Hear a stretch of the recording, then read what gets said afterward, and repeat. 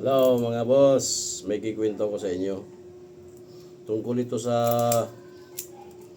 manok ng kaibigan ko. Kasi siya, tagal na siya nagsasabong, hindi talaga nanalo. Nahirapan siya manalo kasi parang malas ba. May mga ganun talaga, medyo hindi maganda talaga pasok sa ngayon mga boss, sa hilig niya talaga yung pagsasabong. Nakadampot siya ng manok na magandang klase. Magandang klase kasi ano talaga, kaya talaga manalo. Ibig sabihin. Ito na mga boss. Yung manok niya, nagsasalita. Yung palang manok na yun, mga bossing, dati palang tao, isinumpa.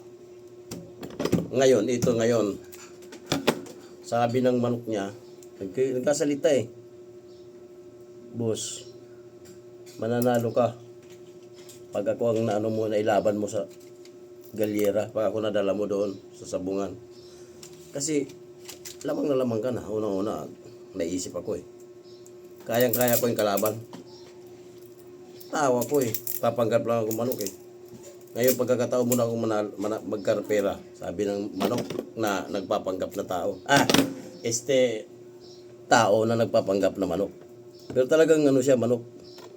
Pero tao siya. Ito na ngayon. Pinangutang niya mga idol. Nangutang siya ngayon. Nangutang siya ng malaking pera. Kailangan niya ipamusta. Kasi nakakasiguro siya eh. Siyempre, ikaw ba naman eh. Tao na yung may lalaban mo eh. Ito na. Dinala niya ngayon sa sabungan. Pagdating sa sabungan, mga idol, nakita siya. Sabi ng payat lang yung nakita. Sabi ng